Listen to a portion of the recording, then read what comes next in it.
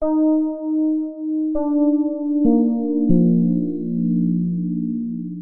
got to realize that what they have done, Governor McCrory, Speaker Tillis, and Senator Berger, is dug themselves into a hole they can't really extricate themselves from without doing substantial harm to the state.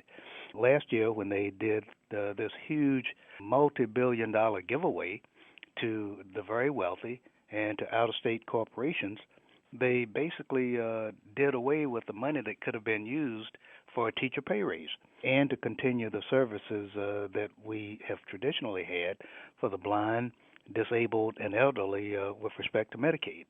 So they're in this hole. They refuse to acknowledge that that's how they got there, and so they refuse to take steps to correct it unless they're really willing to drive the state almost back to the dark ages with respect to how it humanely treats its seniors, its disabled, and people who have serious health problems.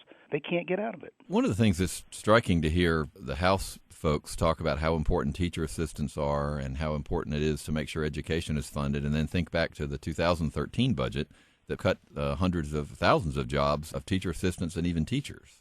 Well, what's happening, Chris, I think it may be dawning on some of these folk that voodoo economics does not work.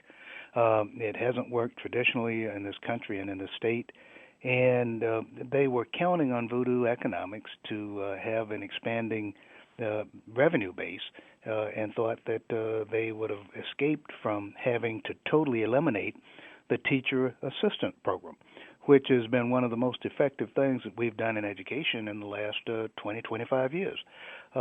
Just testimony from teacher after teacher, superintendent after superintendent, people who observe education instruction, is that teacher assistants have become absolutely critical in the first three grades, kindergarten through the third grade. The budget last year eliminated half of them, and so it's put a real strain on classrooms across the state in those elementary grades.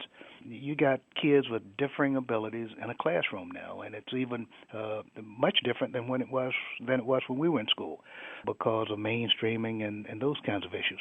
And so you need two adults with hands-on experience to get these kids to achieve at their highest potential level. So that's why I think the House has come to the realization, after much consulting, I guess, that cutting teaching assistants will be basically dooming the state to join the ranks of many of our southern states and not have the kind of job development and the advancement that North Carolina had become famous for.